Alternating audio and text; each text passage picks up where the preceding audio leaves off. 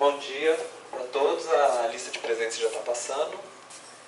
Hoje nós vamos ter a aula sobre conceitos básicos de estatística e de inferência estatística. A semana passada a gente viu um pouquinho sobre modelos, sobre como fazer um processo de pesquisa, né, para o trabalho que vocês vão fazer. E nós tivemos a primeira introdução aos dados espaciais e uma prática com QGIS. Na aula de hoje nós vamos trabalhar mais com a parte de estatística, essa aula e na aula que vem, né, a próxima na quinta-feira. Esses são os assuntos que nós vamos ver hoje.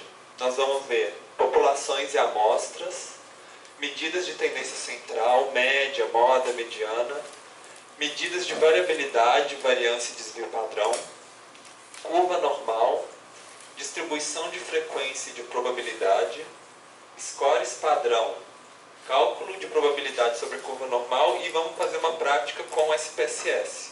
Primeira prática com vocês. Quem aqui já fez alguma disciplina de estatística? Para quem já fez, provavelmente isso aqui não vai ser nenhuma novidade, porque normalmente é um conteúdo básico de estatística mesmo. Mesmo para quem fez, é bom a gente relembrar, porque são os conceitos que a gente vai utilizar ao longo do curso. Então é importante todo mundo ficar com isso fresco na cabeça, né? Bom, o conteúdo para essa semana é o capítulo 1 do livro Descobrindo a Estatística com o SPSS, e que inclusive estava marcado no dia para vocês enviarem um resumo, né, desse capítulo. Na aula de hoje especificamente a gente vai pegar da página 31 a 42 e da 42 em diante na próxima aula. Além disso, tinha umas outras atividadezinhas, né, para vocês entregarem para hoje no início da aula, inclusive a proposta do trabalho em grupo de vocês, né, também. Bom, então vamos começar. A primeira noção que a gente precisa ter é o que seria uma população. População, no caso, não é só uma população, quando a gente fala na estatística, não é só uma população de pessoas. Pode ser, população é qualquer conjunto de elementos que a gente queira estudar. Então pode ser um conjunto de pessoas, lógico, pode ser um conjunto de municípios, pode ser um conjunto de casas, pode ser um conjunto, sei lá, de brigadeiros numa travessa de um tabuleiro, pode ser qualquer tipo de conjunto de elementos.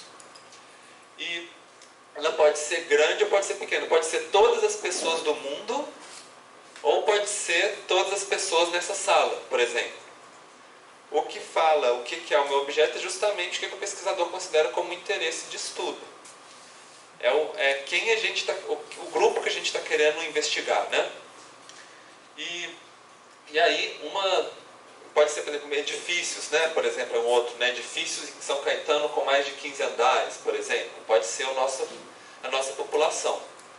Agora, o que acontece muito nas pesquisas é que a gente tem interesse num conjunto grande de elementos, mas a gente não tem braço e perna para conseguir pegar os dados de toda a nossa população. Então, a gente faz um estudo sobre uma amostra da nossa população. A amostra é sempre um subconjunto, né? Eu pego alguns elementos da minha população e estudo esse conjunto com a ideia, né, de que o que valer para esse conjunto provavelmente vai valer para o resto da minha população. Essa é um pouco a ideia. A ideia é que quanto maior a amostra, maior é a probabilidade dela refletir o que é a característica da população inteira. Então, vamos supor que a gente está aqui na nossa sala. Se eu pegar 3 alunos e perguntar a idade de 3 alunos, e a nossa sala tem mais ou menos uns 15, 20 alunos, né? Será que eu vou ter muita segurança de que é a média da sala inteira?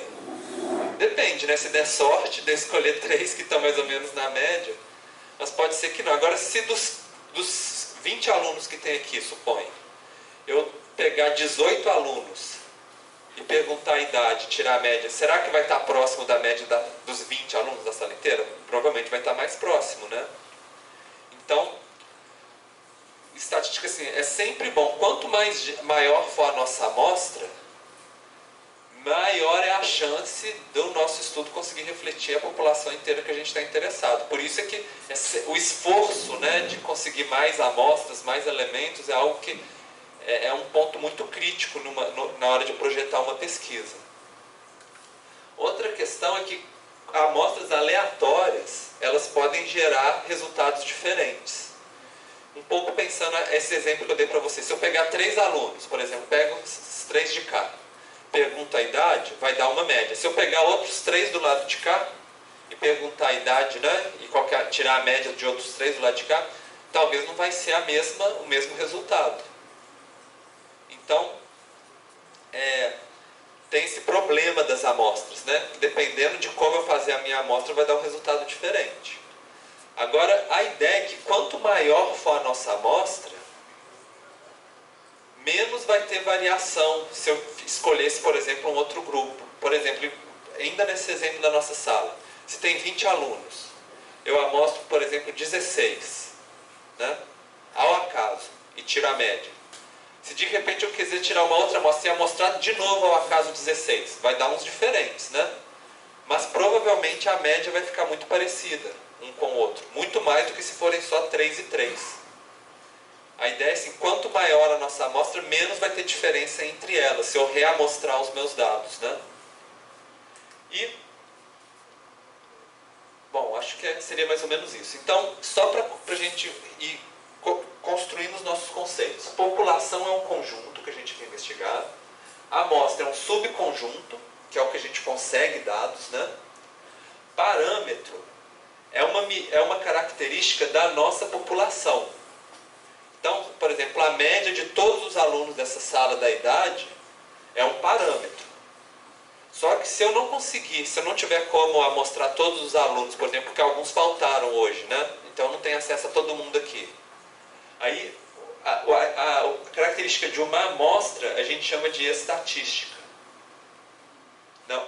No fundo, a gente chama de média aqui e de média aqui, né? Mas aqui é da amostra e aqui é da população inteira. Então, é muito comum nas fórmulas, nas equações de estatística, a gente usar um tipo de notação quando é parâmetro e outro quando é estatística. Por exemplo, o valor médio de uma população, a gente usa esse Uzinho aqui. É um U, né? Quando é uma estatística, a gente coloca o X com um tracinho em cima. Então, às vezes, durante as aulas, nos livros, assim, vocês vão ver um, às vezes vocês vão ver outro. Agora, vocês já podem começar a prestar atenção. Se tiver um Xzinho com traço em cima, é porque é a amostra. Se tiver um Uzinho, é porque é a população. Mesma coisa o desvio padrão também. Quando é população, ele é um sigma, né? Essa bolinha com um tracinho assim. Quando é numa amostra, que é a estatística, ele é um S. E assim por diante. Depois, quando a gente for ver correlação, outros tipos de notação, sempre a população é uma certa notação e a estatística é outra. Então a gente já viu população, amostra, parâmetro, estatística, e agora tem um estimador. Estimador é quando a gente pega uma estatística e a gente quer usar essa estatística para tentar conhecer o parâmetro da nossa população. Então é justamente essa ideia de pegar a estatística e tentar, a partir da nossa estatística, descobrir qual que é o parâmetro. Quando a gente fala inferência estatística, é mais ou menos isso. Então a gente tem uma amostra, a gente calcula a estatística dessa amostra e usa ela como um estimador do parâmetro da nossa população. Vocês estão vendo como que todos os conceitos estão ligados? Então, essa que é a ideia da inferência estatística. É a gente pegar o dado de uma amostra e tentar extrapolar essas características para a nossa população inteira. Esse aqui é muito objetivo assim, que a gente vai fazer ao longo do nosso curso também.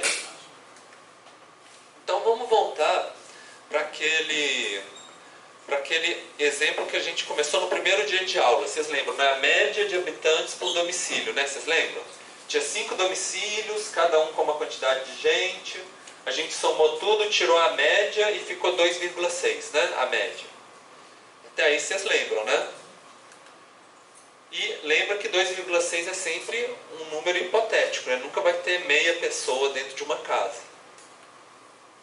Além disso, poderia ser usado, por exemplo, média da renda das famílias num bairro, altura média dos edifícios, PIB médio nos municípios do Arco do Desmatamento. Vocês estão vendo que são populações diferentes? Famílias na Moca é uma população, edifícios em São Caetano, municípios no Arco do Desmatamento, cada um uma população. E a gente está calculando a média, né? Bom, já que vocês entendem que a nossa média é um modelo, a gente vai ter essa equação geral que vai servir para todos os modelos que a gente vai utilizar no nosso curso. A gente tem um modelo, esse modelo vai ter um erro, porque nenhum modelo é perfeito.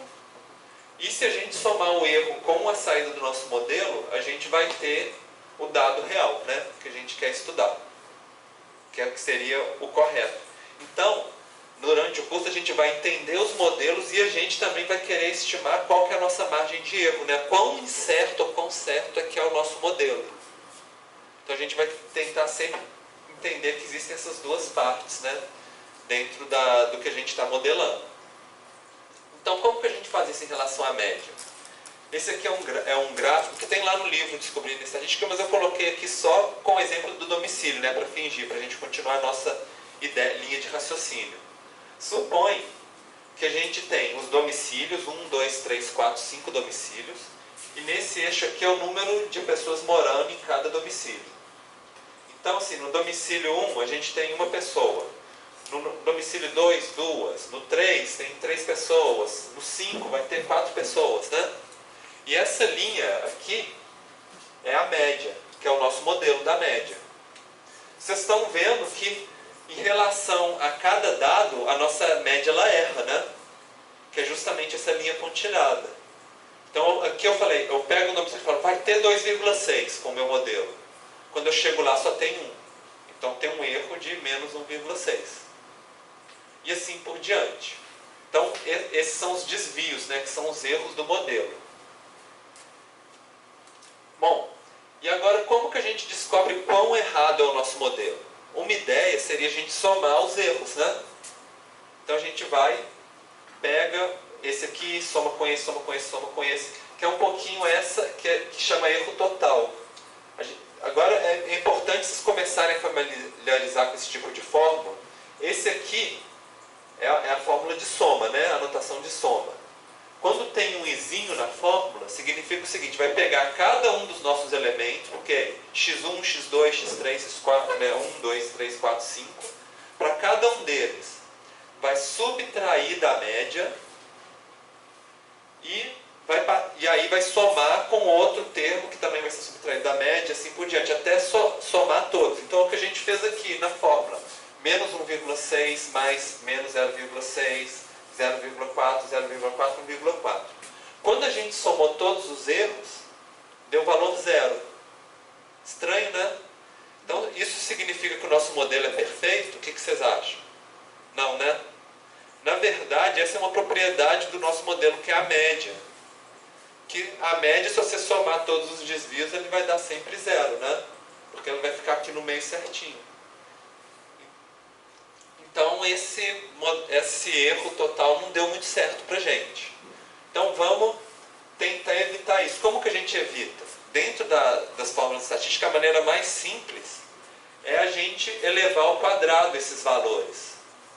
Por que a gente eleva ao quadrado? Porque se você pega um número negativo, menos 1,6, e eleva ele ao quadrado, ele vai ficar sempre positivo.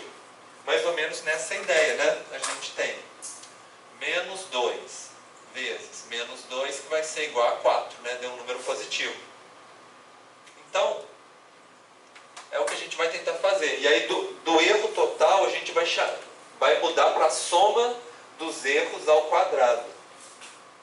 E aí, essa parte aqui vocês já conhecem, né? A única coisa que a gente mudou é que a gente vai pegar cada número menos a média e multiplicar por ele menos a média, né? Que ele é o quadrado. Então, menos 1,6 ao quadrado, menos 0,6 ao quadrado. E aí vai elevando ao quadrado, depois soma tudo e deu 5,2. Agora deu um número, né? Não deu zero. Então, já é uma boa medida de que se o nosso modelo está bom ou se está ruim. Só que vai ter um problema também essa nossa estimação. É que quanto mais elementos eu tiver, mais ele vai somar e maior vai ser a nossa soma dos erros ao quadrado. Então, se eu usar esse modelo da média para ver um bairro de 5 casas, e depois eu quiser comparar com um bairro que tem 15 casas, com certeza o que tem 15 casas vai dar um erro muito maior, porque a gente somou muito mais elementos, né? Então, o que a gente vai... Isso vai ser um problema. A gente quer uma que a gente consegue comparar o nosso modelo em qualquer bairro, né? Com qualquer número de casas. E aí, para fazer isso, a gente vai chegar no que a gente chama de variância, que é dividir a nossa soma dos quadrados pelo número de elementos que a gente tem. E aí vai ter uma mudançazinha, porque não é exatamente pelo número de elementos. Se eu tiver acesso à minha população inteira, aí eu divido pelo número de elementos, não tem problema, que a ideia por trás é essa. Mas se eu só tiver acesso a uma amostra da minha população, aí eu vou usar o número de elementos menos 1. Por que será que ele é menos 1? Bom, eu vou explicar para vocês. O que acontece? Sempre que a gente tiver uma amostra, quer dizer, um número menor do que a nossa população total, ela tende a ser menos variada do que a nossa população total. Então, para a gente compensar isso, a gente coloca menos 1. E é interessante porque se a nossa amostra for muito grande, vamos supor que a gente está estudando 300 domicílios, né? E a nossa amostra tem, por exemplo, 280, quase todos, né? Mas assim, entre dividir um número por 280 e dividir ele por 280 menos 1, que é 279, o resultado é muito parecido. Agora vamos supor que a nossa amostra tem só 3 domicílios de 300, né?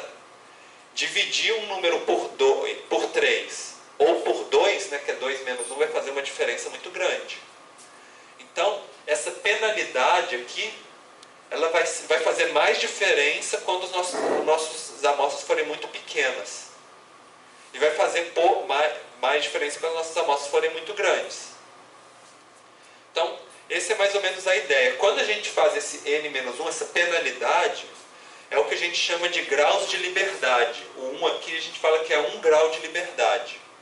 Eu não vou entrar tanto em detalhe com vocês agora, do que é, como se calcula grau de liberdade, mas a ideia é que o grau de liberdade é sempre uma penalidade em relação ao nosso modelo. Com a média vai ser sempre menos 1. Quanto mais complexo for o nosso modelo, for uma regressão espacial, ponderada, geográfica, cheia de variável, não sei o quê, aí vai ser menos 2, menos 3, menos 4, menos 5. Cada vez vai ser uma penalidade maior. E aí a gente vai ter que ser obrigado a tentar pegar uma amostra cada vez maior para os nossos modelos mais complexos. Para um modelo simples igual a média, aí é uma penalidade só de menos 1.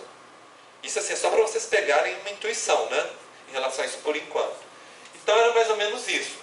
Aí, o SS era essa fórmula aqui, né?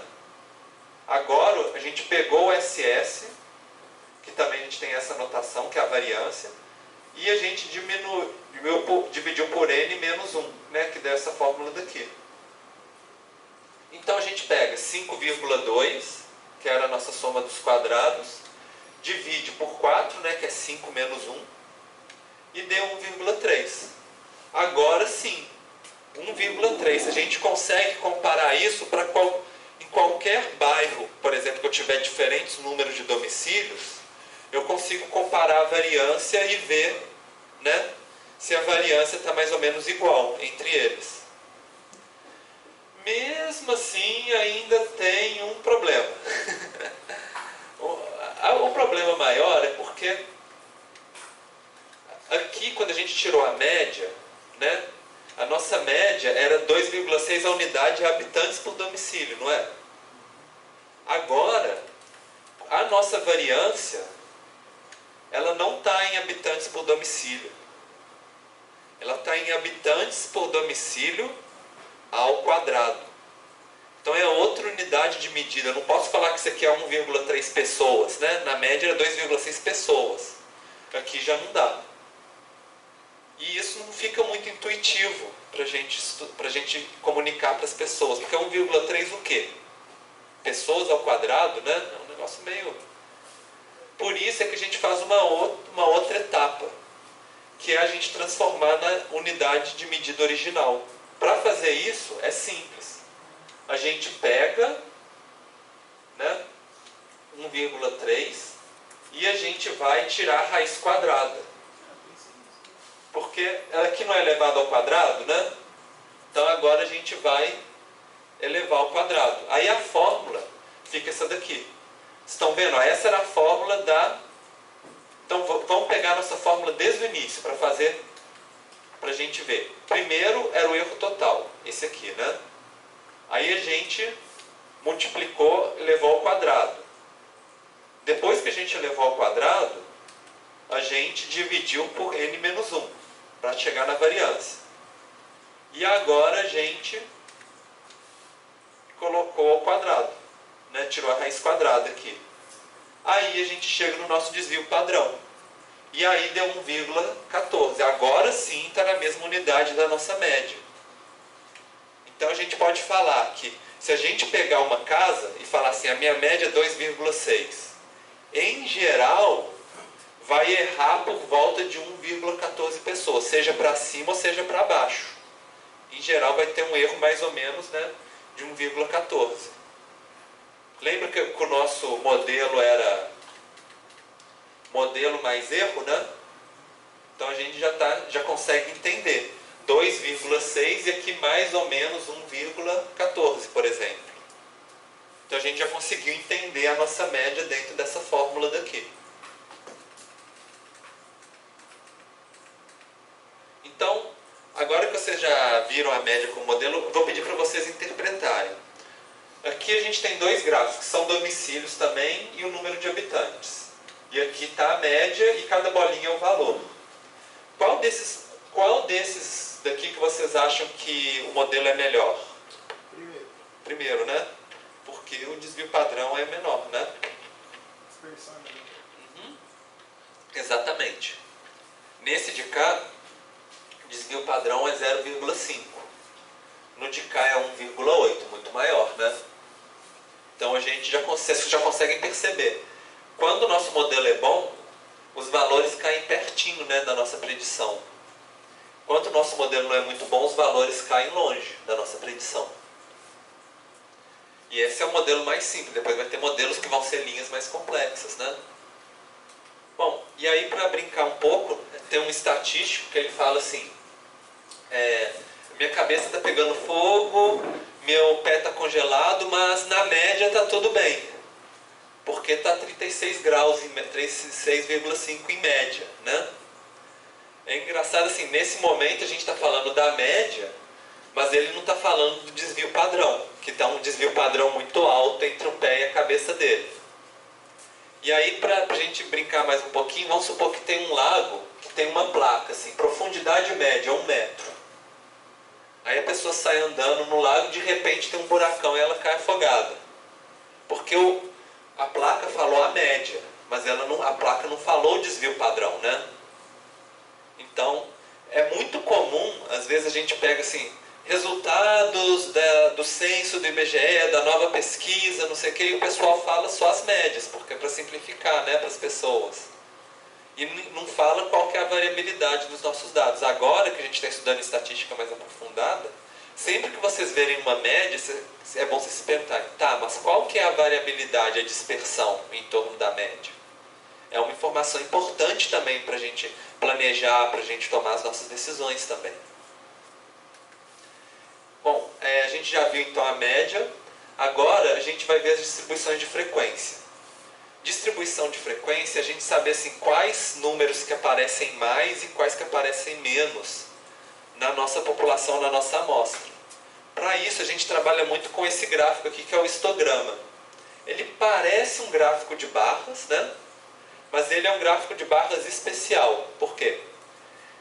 Aqui no eixo a gente tem o número, o valor que cada um dos nossos elementos recebeu. Então vamos supor que seja, por exemplo, habitantes por domicílio, né? E aqui a gente tem a quantidade de elementos que receberam esse valor. Então vamos supor que, que tem 84 casas que tinham 3 pessoas. E tinham, por exemplo, 231 casas que tinham 6 pessoas. Vocês estão percebendo assim, que existe um certo padrão quando a gente olha para esse mapa, né? Não, para esse gráfico. Ele começa baixinho, vai aumentando, né? Esse aqui é o valor mais frequente e depois ele começa a cair. A gente vai ver esse tipo de tendência várias vezes. É uma coisa relativamente comum, ou seja, tem uma maior frequência aqui nessa parte central do nosso gráfico, né? E para a gente começar a aprender a nossa primeira medida de tendência central é a moda. A moda é justamente a nossa barrinha do histograma que está mais alta. É o número que repete mais vezes, ou a classe, né, o intervalo que repete mais vezes dentro da nossa amostra de elementos. E é fácil, você olha para o histograma, você achou a mais alta. Pode ter uns casos que não é tão óbvio. Por exemplo, vamos supor que essas duas barras fossem iguais, né? Aí a gente ia colocar a nossa moda no meio, né? Entre as duas barras. Mas nesse caso aqui só tem uma moda, então é mais fácil da gente trabalhar. Então, vocês já viram então distribuição de frequência na forma de histograma. Existe um outro conceito importante que é o de curva normal. Seria como se fosse um histograma, a ideia por trás é a mesma, né? A gente tem os valores e aqui a frequência que esses valores ocorrem, mas ela tem essa forminha que a gente chama forma de sino, né? Como se fosse um sino. E ela vai aumentando aos pouquinhos, depois chega no máximo e depois ela desce, bonitinha. A gente pode brincar assim, que a distribuição normal e a paranormal, né? Porque segue uma forma mais ou menos de um fantasminha, ou então de um dinossauro, né? Mas é só para vocês fixarem na cabeça essa forma. Porque muitas vezes a gente vai falar assim, será que a nossa distribuição é normal ou que ela não é, né? Para a gente estudar isso, primeiro eu vou mostrar para vocês o que não é uma distribuição normal. Então, essa aqui não é uma distribuição normal, e nem essa daqui. Por que será? Vocês conseguem ver a diferença visualmente? Quando a gente pega essa daqui, e agora a gente pega, por exemplo, essa de cá. O que está diferente? A frequência não é o número médio. A maior frequência não é o número médio. Isso. Normalmente é o que a gente chama de simetria, né, no caso, que a distribuição normal ela é igualzinha dos dois lados, vocês estão vendo? Aqui, ela não está. Se a gente pegar um corte aqui no meio, não está igual, né, um lado do outro. Estão vendo que aqui ele sobe rapidinho e depois vai caindo bem devagarzinho, né? E aqui também vai subindo devagarzinho, de repente cai rápido. Então um lado não é igual ao outro. E aí a gente chama de assimetria. Quando é essa forma de cá que sobe rápido e desce devagar, a gente chama de positivamente assimétrica. Que a gente chama de cauda direita alongada, né? Como se fosse espichadinha. E tem a negativamente assimétrica, que aí é a cauda esquerda que é alongada. Por que é positivo, por que é negativo, gente? É uma convenção estatística, tá? Porque o pessoal resolveu falar que esse aqui é positivo e aquele lá é negativo. Mas aos poucos a gente vai ter que usar esses padrões para a gente falar. Se é positivamente assimétrico, se não é, né? E além disso, tem outros dois casos que a curva não é normal, que são esses dois. De novo, ó, essa aqui é a curva normal, né? Vocês estão vendo a forma visualmente. O que tem de diferente nessas duas aqui? O que vocês acham? A gente pode falar, não tem medo de falar não.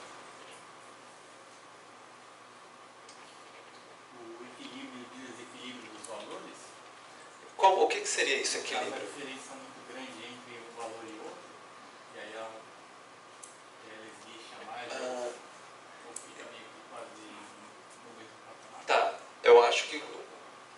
segunda observação que você falou, sim. Sobe de repente, né? E o outro fica bem espalhado. Mas, na verdade, a interpretação é um pouquinho diferente da sua primeira observação. Quando eles estão muito próximos, assim, significa que os valores são muito próximos uns dos outros. Então, quase todos os valores estão próximos da média. Quando ela está assim, mais espraiada, né, é porque você tem uma diversidade muito grande dos valores. Uns são menores, outros são maiores, né? Então, tem uma dispersão em relação à média. Então, se a gente olhasse, qual desses dois você acha que tem maior desvio padrão?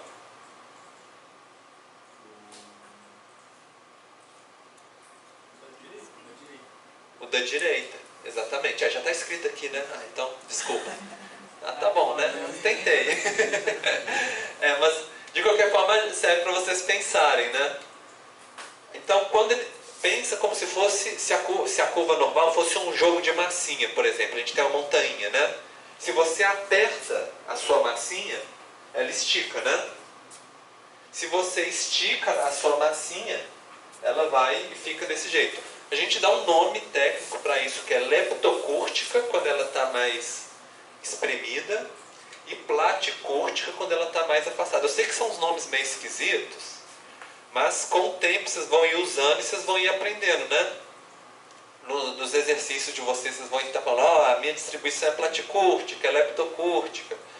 Um platicúrtico, um jeito assim que às vezes de tentar lembrar, pensa no Cebolinha da Turma da Mônica, quando ele fala prato, né? Ele fala plato, porque é uma coisa, ela é mais chato assim, né? Então, mais espraiado assim, aí vocês podem lembrar de platicúrtico.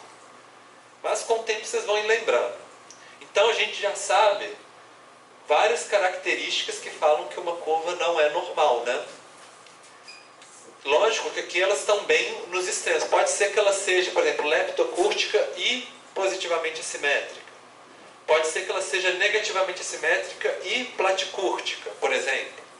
A gente pode combinar essas características também para ficar mais complexo ainda a nossa análise, né? Nenhuma delas vai ser distribuição normal. E vamos pensar agora as medidas de tendência central, como que elas se comportam nesses dois casos, positivamente assimétrico e negativamente assimétrico, para a gente aprender. A moda, vocês já aprenderam, que é o ponto mais alto, vocês lembram? É a que repete mais vezes, né? Maior frequência. No caso da simetria negativa, ela está para o lado de cá. Da simetria positiva, ela veio para o lado de cá, né? A mediana é uma outra tendência central que ela divide os nossos elementos em dois conjuntos com o mesmo número de elementos. Significa o quê? Essa aqui é a nossa mediana. 50% dos nossos elementos estão para cá e 50% dos nossos elementos estão para cá. E do lado de cá a mesma coisa, 50% dos casos para cá, 50% dos casos para lá. E por fim tem a nossa média, que a gente já estudou, né? Que é só a gente somar todos os valores e dividir pela quantidade de elementos que a gente tem. Olhando aqui, olha só o que dá para perceber. Aqui é simetria negativa, positiva, né? Quando a gente compara um com o outro, a gente vê que qual que é a medida que mudou mais, comparando um com o outro, que mudou mais de lugar. Moda, né? Exatamente. E qual que mudou menos de lugar? Média. Qual? No caso foi a média. A média. A média ela é a medida de centralidade mais estável. A moda é a menos. E a mediana está no meio do caminho, entre a moda e a média, normalmente. Seria mais ou menos essa a ideia. Bom, e isso é quando a distribuição não é normal, né? E quando a distribuição é normal? Quando a distribuição é normal, a média, a mediana e a moda caem no mesmo lugar certinho. Porque ela não é simétrica e não é maior no centro. Então, a propriedade da curva normal é que ela é certinha, no meio assim. Então, ela não é nem assimetria positiva, nem positiva. Ela é totalmente simétrica. E ela não é nem leptocúrtica nem platicúrtica. Ela é o que a gente chama de mesocúrtica, que seria esse subida suave com essa descida de cá. Se ela é... Para a gente falar que ela é mesocúrtica, leptocúrtica, que ela não é simétrica, a forma da gente chegar aqui nessa curva é por meio de uma equação matemática, que ela é bem complexa, eu não vou entrar nesse detalhe com vocês. Mas ela é construída teoricamente. A distribuição normal, ela não é uma frequência que a gente observa, por exemplo, né, a partir de dados. Ela é algo que foi um modelo ideal que foi feito a partir de uma fórmula matemática. Só que ela vai ser muito útil, porque muitos fenômenos que acontecem de amostragem que a gente faz no dia a dia, eles vão se aproximar muito de uma curva normal. E vai ser tão comum que muitos modelos que a gente vai utilizar ao longo do nosso curso, eles têm uma suposição que eles falam assim: o meu modelo só funciona, só vai dar certo, se os meus dados tiverem uma distribuição normal. Se não tiver, for muito diferente de uma distribuição normal, o nosso modelo já não é mais confiável. Muitos dos modelos que são feitos. Para vocês verem, né, como é que é importante. Bom, e é interessante quando a gente já tem um modelo de probabilidade definido, que a gente começa a poder fazer cálculos de probabilidade. Eu vou dar um exemplo para vocês. Vamos supor que eu quero perguntar assim, qual que é a probabilidade de um domicílio ter menos de 4 habitantes, por exemplo. Supondo que os nossos domicílios têm uma distribuição normal. Então, eu falo assim, vamos supor que eles têm a distribuição normal. Então, eu vou usar a nossa equação da curva normal para tentar descobrir qual que é a probabilidade de ter menos de 4 habitantes. Quando a gente fala de probabilidade, é uma característica muito importante para a tomada de decisão e planejamento.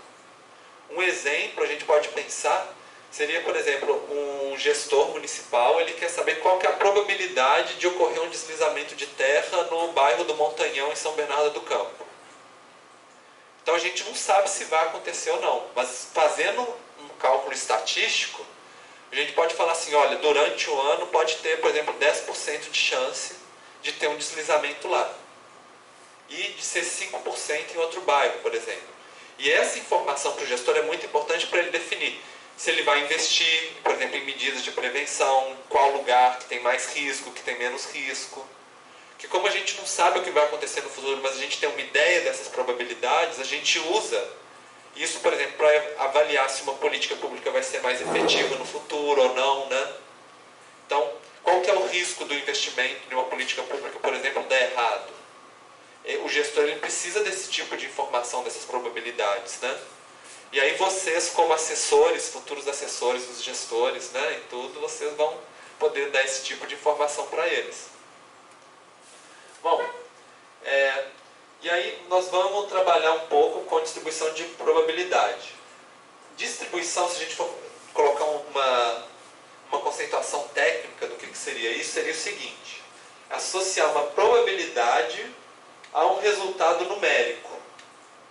Ou seja, a probabilidade de que certo valor vai acontecer, ou que certo intervalo de valores, quando a gente fala ser menor do que 4, né, habitantes por domicílio, vai acontecer. E é mais ou menos assim. A diferença entre distribuição de probabilidade e a distribuição de frequência é mais ou menos essa. A distribuição de probabilidade ela é uma linha dada por uma equação. E a distribuição de frequência, que é essa daqui, ela é do nosso dado real. Nosso dado real que a gente faz o histograma. E a probabilidade a gente cria uma linha por meio de uma equação para a gente calcular esse risco, essa probabilidade que se aproxime dos nossos dados. No caso, a gente vai aprender a da distribuição normal. Existem outros modelos de distribuição, por exemplo, mas que a gente não vai entrar agora. Bom, então,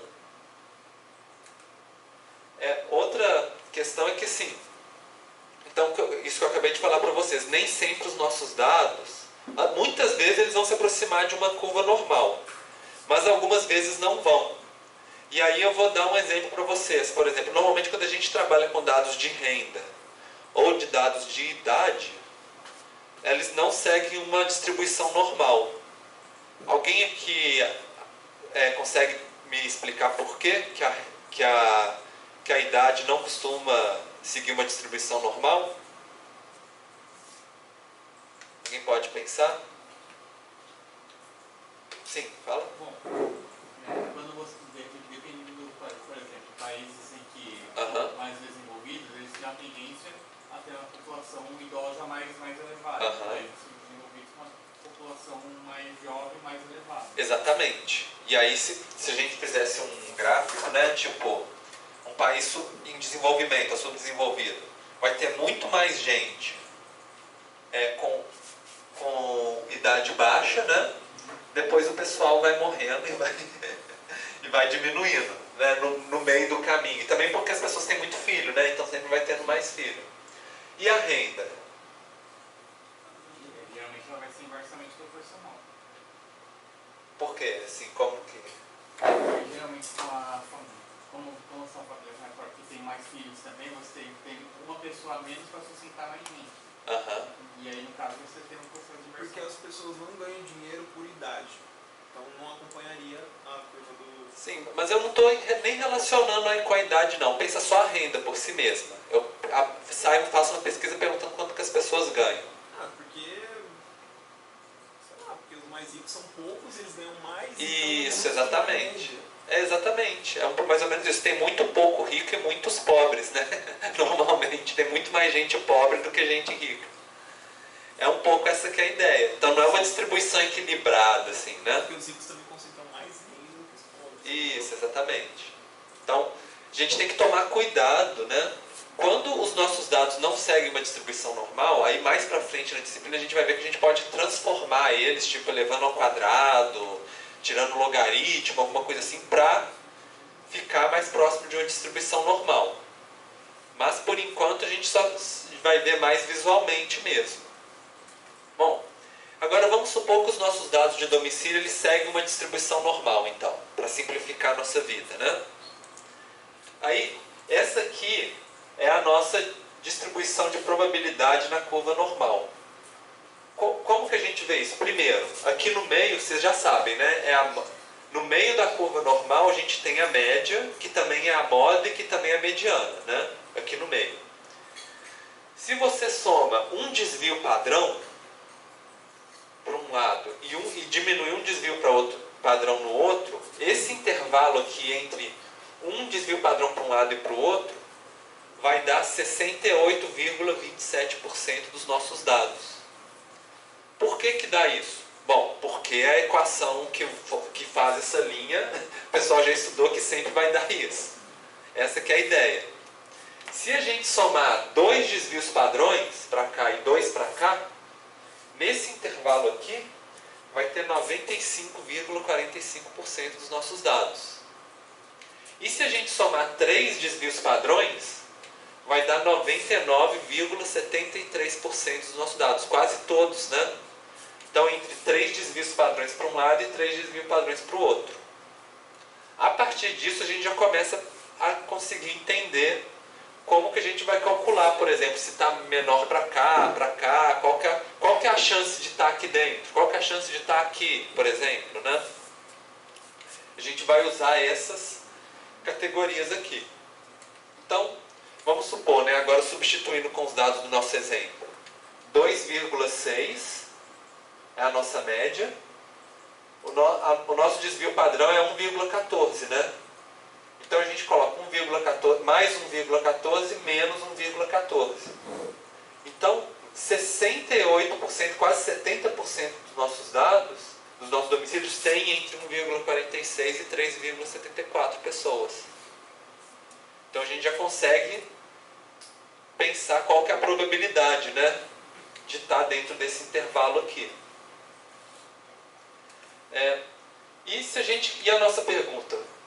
Qual que é a probabilidade de um domicílio ter 4 habitantes ou menos? Para fazer isso, a gente faz o seguinte: a gente traça onde que está o 4 4 no nosso gráfico, está aqui. E aí a gente quer calcular a probabilidade referente a isso aqui tudo. Certo? E se a gente quisesse saber os que são maior, qual que é a probabilidade de ser maior do que 4? Oi? Seria o lado de cá, né? Então aqui é uma probabilidade de ser menor e a probabilidade de ser maior, porque no total vai dar 100% dos nossos casos. Bom, e ainda tem uma distribuição normal que ela é especial. A gente já viu a distribuição normal. Essa aqui ela é especial, que a gente chama de normal padrão. O que ela tem de específico em relação à curva normal? A média dela é 0. E o desvio padrão é 1. Exatamente 1. Então, quando os meus dados, a média for 0 e o desvio padrão for 1, a gente consegue, da mesma forma que a gente colocou aqui 68,27, aqui é a mesma coisa, mas só que dividiu metade para um lado e metade para o outro. Se a gente somar 34,13 e 34,13, né, vai dar mais ou menos a mesma coisa. E aí, a distribuição normal padrão, ela serve para a gente comparar. Porque se eu tiver dois conjuntos que tem média 0 e desvio padrão 1, eu consigo calcular a distribuição de probabilidade, tanto de um quanto para o outro. E aí já tem umas tabelinhas, uns modelos que ajudam a gente a calcular aqui. Só que tem um problema, né? Vocês lembram, o nosso modelo não tem média 0, né? A média é 2,6 e o desvio padrão é 1,14. Então como é que a gente vai pegar o nosso modelo, que é 2,6 e 1,14, e transformar ele em uma distribuição normal padrão? Existe um jeito. Todos os dados, a gente sempre consegue transformar eles em média 0 e desvio padrão 1. E eu vou mostrar para vocês como. Existe uma fórmula que a gente chama de score Z ou score padrão, né? Que às vezes nos livros, normalmente eu gosto de falar a palavra padronização, mas em alguns livros vai ter escrito assim, normalização, estandartização também. Depende da tradução que o pessoal usa, né? E para fazer isso, a primeira coisa que a gente faz, a gente vai pegar cada elemento e subtrair eles da média.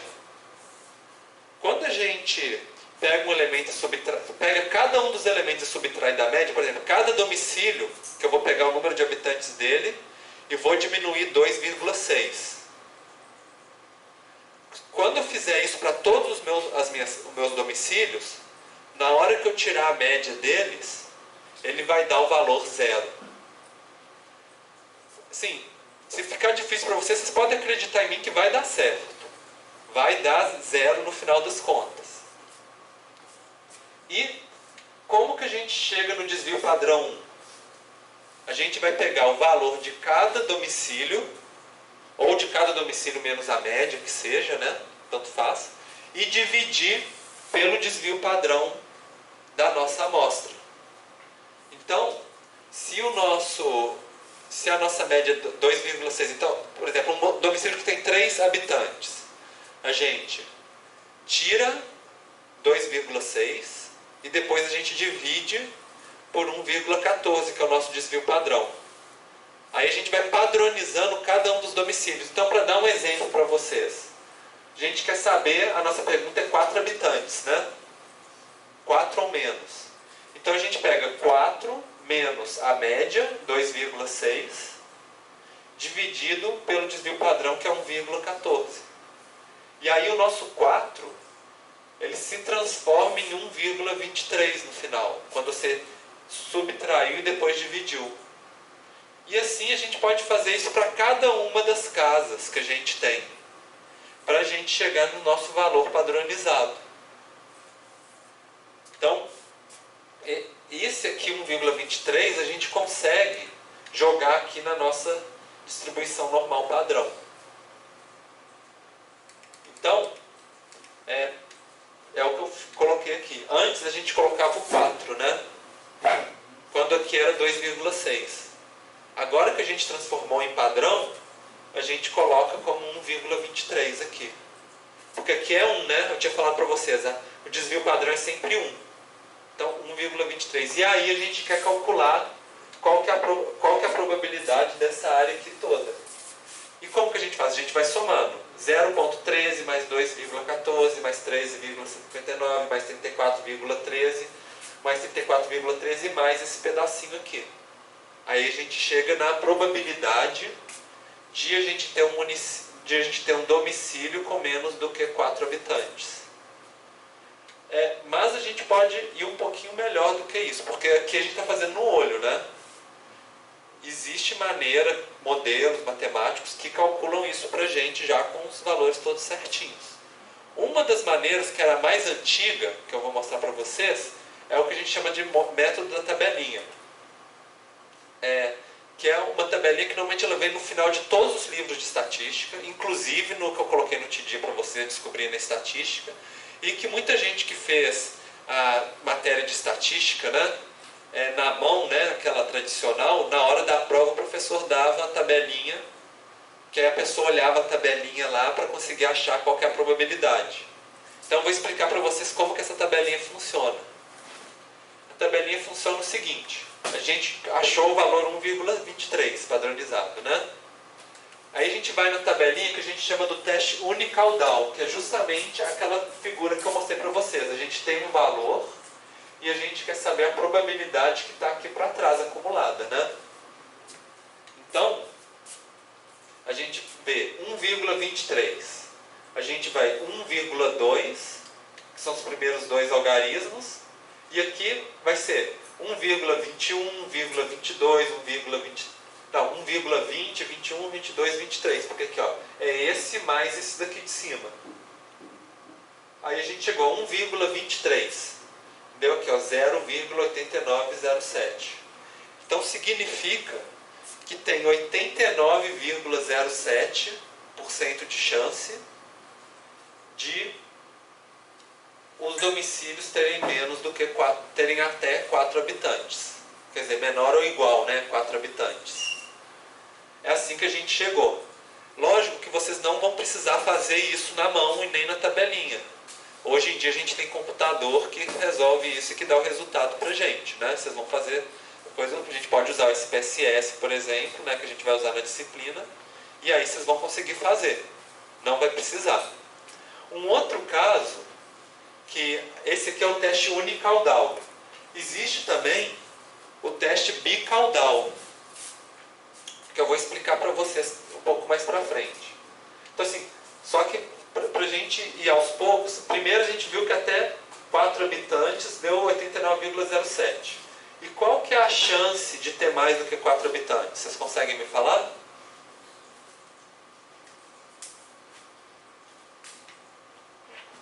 Menos a probabilidade de ter menos. Então vai dar quanto? Que tem aqui no slide. Ah, tá. Vai dar 10,93, né? Exatamente. Bom, e outros números, tem alguns números que vão ser muito importantes de score Z ou score padrão, que a gente vai voltar neles ao longo da nossa disciplina toda hora. Um deles é esse 1,96. 1,96, se a gente fosse 1,90, 91, 92, 93, 94, 95, 96. Deu 0,9750, né?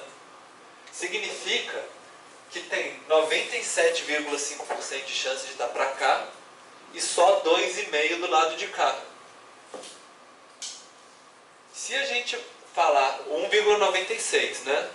E o menos 1,96? É justamente o contrário, né? Fica 2,5 para cá e 97,50 para lá. Isso significa que se a gente falasse entre 1,96 e menos 1,96, a gente vai ter 95% dos nossos dados. Por quê? 2,5 exclui para um lado e 2,5 a gente exclui para o outro, né? O que fica no miolo deu 95%. Que seria mais ou menos essa ilustração aqui. 1,96 e menos 1,96. Aqui é zero, né? Então ficou exclui 2,5 para cá, exclui 2,5 para cá, 95% está aqui. Existe um outro também que é muito importante, é 2,58.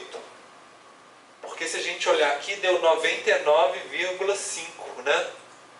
Então, significa que se eu tirar 0,5 para um lado e 0,5 para o outro, no final eu tenho 99% dos nossos dados entre esses dois números.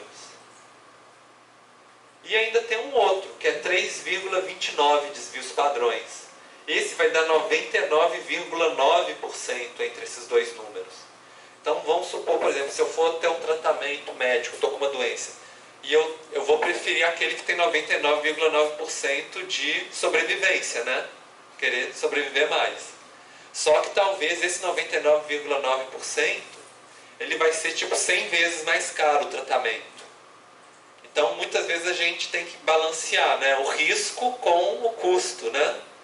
E não é fácil a gente pensar nessas coisas, mas quando a gente pelo menos sabe o risco, sabe a probabilidade, é um elemento para a gente tomar as nossas decisões também. E aí, para completar, né, a nossa aula, tem uma galinha estatística, manda uma carta para a outra, carta de amor, né, e fala assim: você está 3 desvios padrões acima da média. Agora vocês conseguem entender, né, o significado dessa piada, né? Falam assim, ó, você está acima de 99,9% das outras pessoas no mundo, né? Das outras galinhas, sei lá, né, no mundo. Bom, então esse era o conteúdo teórico da aula. Alguém tem alguma dúvida? Sei assim que estatística, às vezes assim, é muito nome, né? Às vezes assim, você pega o raciocínio, mas depois para fazer de novo, né, tem que rever as informações, mas vocês viram assim que não é nada do outro mundo. E quando vocês começarem a praticar, aí eu acho que vai fluir mais naturalmente. Mas se vocês tiverem qualquer dúvida, tem os slides lá no Tidia, vai ter a gravação da aula, tem o livro, né, que vocês também já fizeram um resumo. Então aos poucos vocês vão ir incorporando, e tendo qualquer dúvida também vocês podem entrar em contato comigo também, na hora de interpretar.